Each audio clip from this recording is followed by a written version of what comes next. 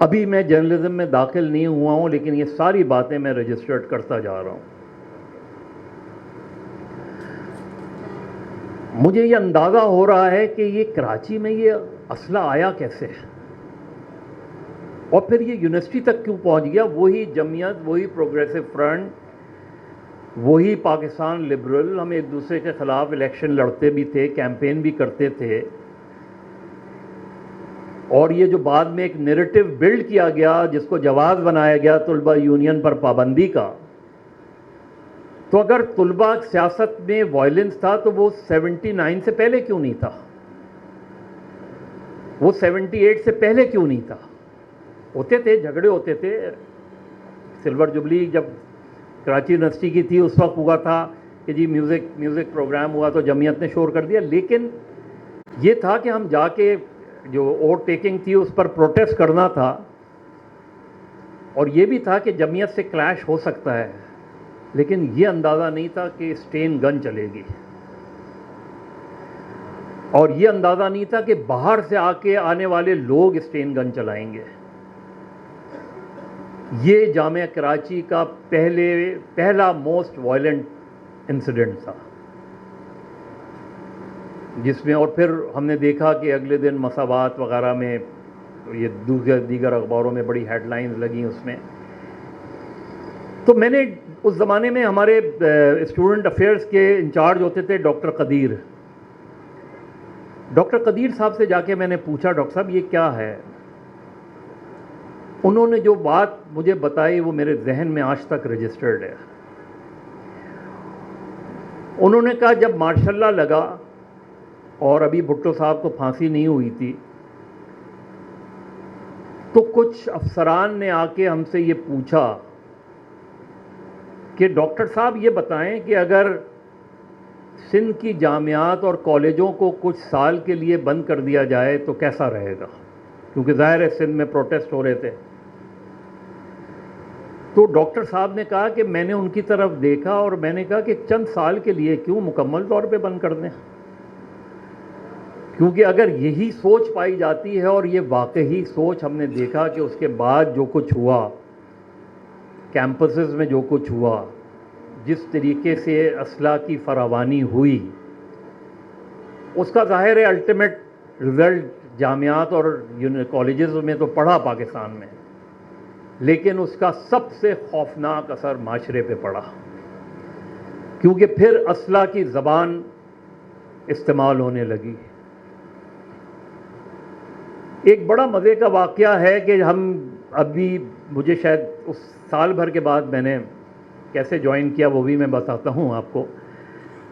हम सवात और up country में कैंपसेस जिस तरह जाते हैं, हम टूर पे गए, तो क्योंकि एक सियासत दिमाग में बैठी हुई थी, तो हमने उस ज़माने में सारे जो लीडर्स थे वो गिरफ़्तार थे, जिनमें ख़ान अब्दुल वली ख़ान भी शामिल थे। तो जब हम सवात गए तो मैंने वहाँ पश्तून स्टूडेंट फेडरेशन का हमारा एक साथी था कासिम जान, मैंने कहा यार कासिम वली ख़ान साहब से मुलाकात करनी है, ख़ान साहब और बेगम नसीम वली।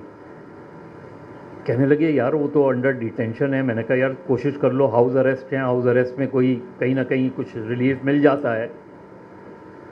खैर उसने कोशिश की और हमारी मुलाकात हो गई, और वो बहुत ही यादगार मुलाकात थी, जिसमें मुझे आज भी उस वक्त उनसे ख़ास तौर पे अफ़गानिस्तान के कॉन्टेक्स्ट में, और उन्होंने ये उस वक्त भी मुझसे कहा था कि पाकिस्तान जो पॉलिसी अफ़गानिस्तान की बना रहा है, जो बाद में उनका एक स्टेटमेंट बहुत मशहूर हुआ कि जो गोली आज हम काबुल की तरफ चला रहे हैं वो कल पलट कर इस्लामाबाद की तरफ आएगी वो।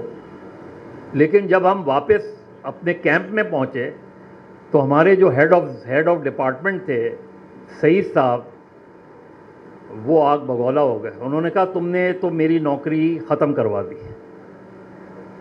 तुम्हें अंदाज़ा है तुम लोगों ने क्या किया उसमें। मैंने कहा सईद साहब हम जर्नलिज़म के स्टूडेंट्स हैं तो थोड़ी बहुत तो ये लिबर्टी हम ले सकते हैं, लेकिन बहरहाल वो बहुत सख्त नाराज़ थे। प्रोफेसर ज़करिया साजिद, हस्ब मामूल जो लोग ज़करिया साजिद के स्टूडेंट्स हैं वो जानते हैं, वो मुस्कुरा दिए। लेकिन जब हम पास आउट करने लगे तो सईद साहब ने बुलाया, उन्हीं सईद साहब ने, उन्होंने कहा तुमने काम तो बहुत गलत किया था, लेकिन उस वक्त मुझे अंदाज़ा हो गया था कि तुम जर्नलिस्ट ज़रूर बनोगे।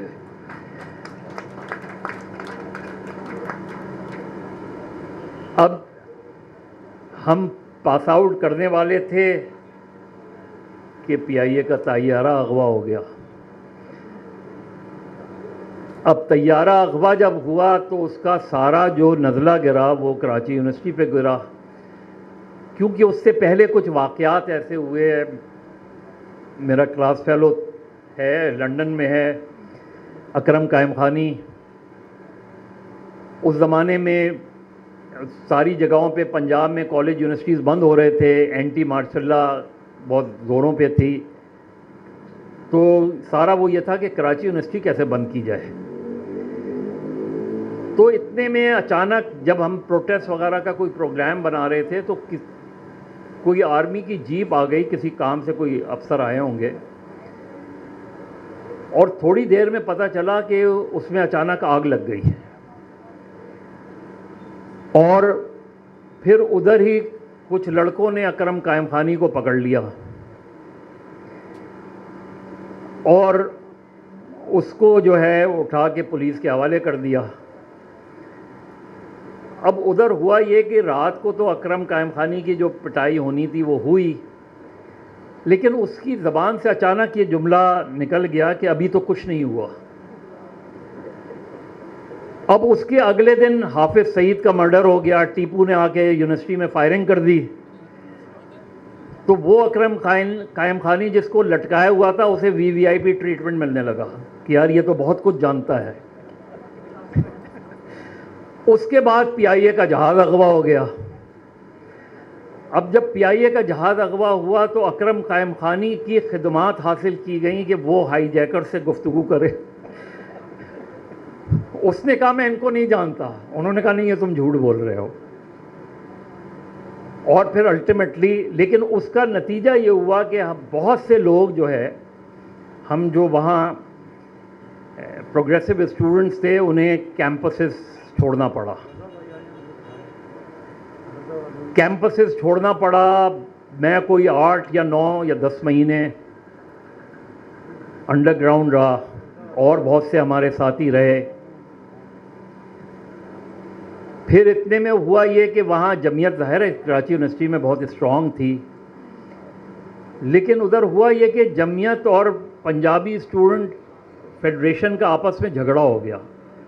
वो ज़ाहिर है जमीयत की जो आप कहें जो हार्ड कोर थी, जो मिलिटेंसी के हवाले से, वो फेडरेशन थी। जब वो उसमें शौकत चीमा और अपना लाला बशीर ये सारे लोग थे, और उस दौरान हमने एक मरतबा देखा कि जमीयत वालों ने, कुछ लड़कों ने, उस ज़माने में केसेस वगैरह चल रहे थे, तो उन्होंने एक मैच को डिस्टर्ब करने की भी कोशिश की, जो मेरा ख्याल है गालिबन पाकिस्तान इंडिया का मैच हो रहा था कराची में। अब ये पूरा पस मंज़र है before I joined the star. अब जब वो कुछ सिचुएशन यूनिवर्सिटी में इम्प्रूव हुई तो अब ये था कि यार सेमेस्टर तो पूरा करना ही है, लेकिन कुछ अब सिलसिला। तो मैंने नवाए वक्त में सबसे पहले जो मेरा पहला आर्टिकल छपा है, कराची से नवाए वक्त निकला था, हाफिज़ असलम, जी हाँ हाफिज़ असलम का मैं जिक्र कर चुका हूँ। हाँ, हाफिज़ असलम का मैं जिक्र कर चुका हूँ, नाम लिया था। तो पहला जो कॉलम आर्टिकल मैंने लिखा नवाए वक्त नया, हमारे बहुत से दोस्त यूनिवर्सिटी के जिन्होंने हमने साथ पास किया था वो नवाए वक्त ने ज्वाइन किया, जिसमें सरवर जो अब लंदन में हैं, उसमें ज़फ़र इकबाल मरहूम, यूसुफ़ खान मरहूम, ये सारे लोग, शहजाद चुगताई, ये सारे लोग जो है नवाए वक्त का हिस्सा बने। तो ज़फ़र इकबाल स्पोर्ट्स का पेज देखता था, तो ज़फ़र इकबाल को मैंने फिर हॉकी पर एक आर्टिकल लिख के भेजा। उस ज़माने में पाकिस्तान हॉकी के 2 वर्ल्ड कप जीत चुका था और तीसरे वर्ल्ड कप में उन्होंने फुल बैक गालिबन मुनव्वरुज़्ज़मा या मंजूरुल हसन में से किसी एक को ड्रॉप कर दिया था तो उसके ख़िलाफ़ मैंने आर्टिकल लिखा था, लेकिन ये वैसा ही था अपने शौक़ के तौर पे उसमें। फिर ज़फ़र ने मुझसे कहा कि तुम जाके जो है वो मिलो हमीद हारून से। तो मैं हमीद हारून के पास गया तो उन्होंने कहा कि तुम ऐसा करो, इस स्टार ज्वाइन कर लो, स्टार में रिपोर्टिंग 400 रुपये तनख्वाह। जो हम महीने के पहली तारीख को डॉन के गालबन सेकंड फ्लोर पे जाके कैश लिया करते थे लाइन में लगकर। लेकिन स्टार शुरू किया तो हमारे जो एडिटर थे वो ग़ुलाम नबी मंसूरी साहब थे, और हमारी जो न्यूज़ एडिटर थी वो नरगिस खानम हुआ करती थी, और इसी तरह हमारे डेस्क पर डीन बैठा करते थे। वहाँ से मैंने अपनी जर्नलिज़्म का आगाज़ किया, और मुझे पहला असाइनमेंट जो मेरी न्यूज़ एडिटर ने दिया कि उन्होंने पहला पूछा तुम आते कैसे हो। मैंने कहा हुसैन डिसल्वा टाउन से आता हूँ 2 बसें बदल कर। तो उन्होंने कहा उस तजुर्बे पे लिखो, देखो तो 8A की बस यहाँ से वो जाया करती थी, और इसी तरह हुसैन डिसल्वा टाउन पे क्रिकेट का शौक़ उस वक्त भी था, वो रहा। और बाद में क्लब की क्रिकेट टीम भी हमने बनाई, बड़ी ज़ोरदार टीम थी उसमें। लेकिन जब मैंने अपनी पहली स्टोरी सबमिट की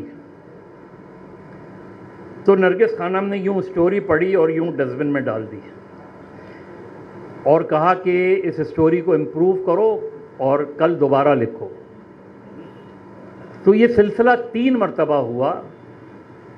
फिर उन्होंने तीसरी मरतबा जब मैंने लिखी तो उन्होंने फ्रंट पेज पे बायलाइन के साथ, अब ये भी बहुत इंटरेस्टिंग है, जो लोग ज़ाहिर है जिनको अब अभी भी अखबार पढ़ने का शौक़ है, लेकिन कभी ना कभी तो अखबार पढ़ा ही होगा। जो अखबार की बायलाइन है वो आपकी प्राइड होती है, लेकिन हमारे यहाँ ट्रेंड ये बन गया है कि हम बायलाइन खुद लिख के दे देते हैं।